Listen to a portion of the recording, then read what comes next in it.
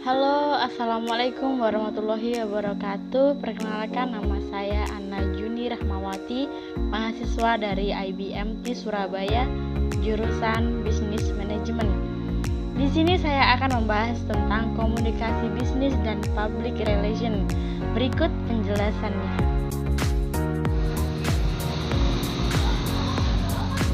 Yang pertama, saya akan menjelaskan tentang komunikasi bisnis. Dalam komunikasi bisnis ini saya akan menjelaskan 5 poin, yaitu pengertian komunikasi bisnis, bentuk dasar komunikasi, proses komunikasi bisnis, fungsi komunikasi bisnis, tujuan komunikasi bisnis.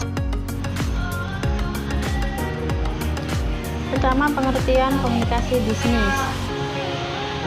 Komunikasi adalah suatu proses pertukaran informasi antar individu melalui sistem yang biasa atau lazim, baik dengan simbol-simbol, sinyal maupun perilaku atau tindakan. Yang kedua, pengertian komunikasi bisnis sendiri adalah pertukaran pendapat, informasi, gagasan, instruksi yang memiliki tujuan tertentu yang disajikan secara personal atau impersonal melalui simbol-simbol, sinyal maupun tindakan. Yang kedua, bentuk dasar komunikasi. Dalam bentuk dasar komunikasi ini dibagi menjadi 2, yaitu komunikasi verbal. Komunikasi verbal adalah bentuk komunikasi yang disampaikan komunikator kepada komunikan dengan cara tertulis atau lisan. Yang kedua, ada komunikasi nonverbal. Komunikasi nonverbal adalah bentuk komunikasi yang digunakan untuk menyampaikan pesan tanpa kata terucap dan Prakteknya, komunikasi verbal bisa dilakukan dengan cara berbicara dan menulis. Umumnya, untuk menyampaikan business message, orang cenderung lebih menyukai speaking ketimbang writing. Selain karena alasan praktis, speaking dianggap lebih mudah menyentuh sasaran karena langsung didengar komunikan. Namun bukan berarti pesan tertulis tidak penting. Untuk menyampaikan pesan bisnis yang panjang dan memerlukan pemahaman dan pengkajian matang, diperlukan pula penyampaian writing.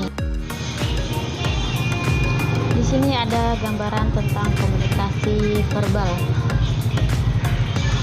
Saya akan menjelaskan tentang bentuk komunikasi nonverbal. Bentuk komunikasi nonverbal sendiri diantaranya adalah bahasa isyarat, ekspresi wajah, sandi, simbol-simbol, pakaian seragam, warna, dan intonasi suara. Dan tujuan komunikasi nonverbal sendiri adalah menyediakan atau memberikan informasi, mengatur alur atau percakapan, mengekspresikan suatu emosi, memberi sifat, melengkapi, menentang, atau mengembangkan pesan-pesan verbal, mengendalikan atau mempersuasi orang lain. Yang ketiga, yaitu proses komunikasi bisnis. Pada tataran teoritis, paling tidak kita mengenal atau memahami komunikasi dari 2 perspektif, yaitu pertama, perspektif kognitif.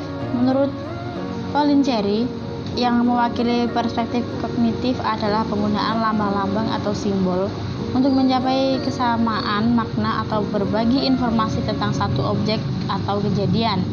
Yang kedua, perspektif perilaku. Menurut B.F. Skinner, dari perspektif perilaku memandang komunikasi sebagai perilaku verbal atau simbolik, di mana sender berusaha mendapatkan satu efek yang dikehendakinya pada receiver. Yang keempat, yaitu fungsi komunikasi bisnis. Dalam fungsi komunikasi bisnis ini ada 4. Yang pertama, fungsi informatif. Yang kedua, fungsi regulatif. Yang ketiga, fungsi persuasif. Yang keempat, fungsi integratif. Yang kelima, tujuan komunikasi bisnis. Dalam tujuan komunikasi bisnis ada 3, yaitu pertama, memberi informasi. Dalam hal ini, informasi yang dimaksud ialah hal-hal yang berkaitan dengan aktivitas bisnis dengan berbagai pihak. Yang kedua, melakukan persuasi. Persuasi ialah cara berkomunikasi yang digunakan untuk mempengaruhi dan meyakinkan orang lain.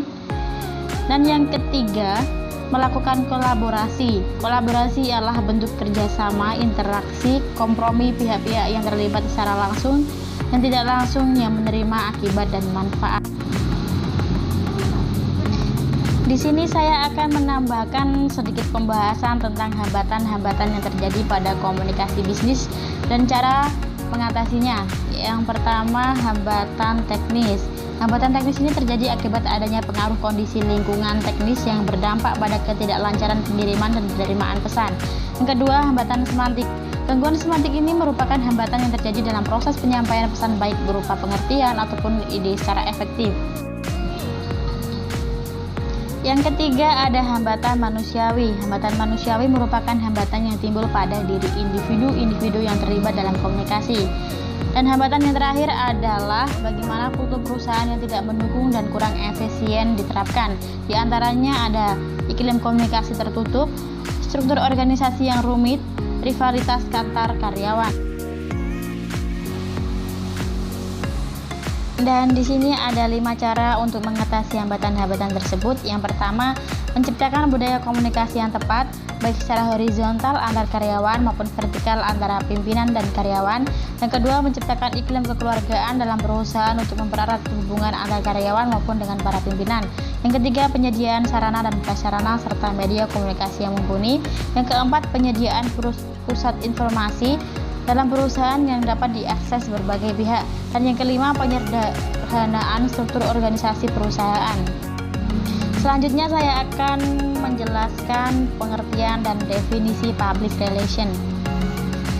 Istilah lain dari public relation adalah hubungan masyarakat.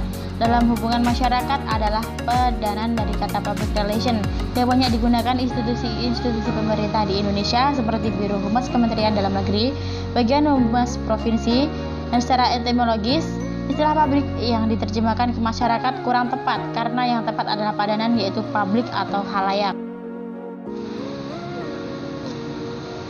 Berdasarkan uraian tersebut, seorang public relation memiliki kriteria atau kualifikasi tertentu, antara lain yang pertama, kemampuan berkomunikasi secara lisan dan tulisan. Yang kedua, kemampuan mengorganisasikan atau kemampuan manajerial. Yang ketiga, kemampuan bergaul atau membina relasi. Yang keempat, integritas atau kejujuran. Dan yang kelima, imajinasi atau banyak ide dan kreatif. Untuk membahas bobot dan peran Public Relations 1991, sebuah satuan tugas bentukan PRSA atau Public Relations Society of America berusaha memformulasikan suatu definisi public relation yang diringkas, berisi dan gampang diingat, yaitu public relation membantu sebuah organisasi dan masyarakatnya untuk saling menyesuaikan diri, dan public relation adalah usaha-usaha sebuah organisasi untuk mendapatkan kerjasama kelompok orang. Dan kata-kata kunci yang perlu diingat untuk mendefinisikan public relation adalah yang pertama sengaja, yang kedua terencana, yang ketiga kinerja, keempat kepentingan publik, yang kelima komunikasi dua arah, dan yang keenam fungsi manajemen. Di sini saya akan membahas tentang salah satu kasus dari public relation, bagaimana cara memulihkan citra perusahaan. Dan saya mengambil contoh dari kasus Depot Bu Supinah. Pertama, strategi yang dilakukan dalam public relation sangat berperan dalam pemulihan citra warung Depot Bu Supinah dengan melakukan evaluasi, pengkajian ulang, perbaikan pelayanan, serta melakukan kompromi dan negosiasi kepada korban yang keracunan akibat masalah tersebut. Yang kedua, strategi public relation juga sangat berperan dalam pemulihan citra warung makan Bu Supinah melalui media-media yang digunakan seperti media online dan media cetak dalam memberitakan penjelasan kasus, permintaan maaf kepada masyarakat guna mendapatkan kembali simpati masyarakat. Dan yang ketiga, pelayanan yang lebih baik dan maksimal adalah kunci dan tujuan dari warung Depot Bu Supinah dalam mendapatkan kembali citra positif perusahaan. Karena kepercayaan, kepuasan, dan loyalitas pelanggan adalah prioritas dari warung Depot Bu Supinah. Berikut adalah pembahasan yang dapat saya sampaikan. Mohon maaf jika ada salah-salah kata atau kata-kata yang kurang berkenan. Semoga bermanfaat. Terima kasih. Wassalamualaikum warahmatullahi wabarakatuh.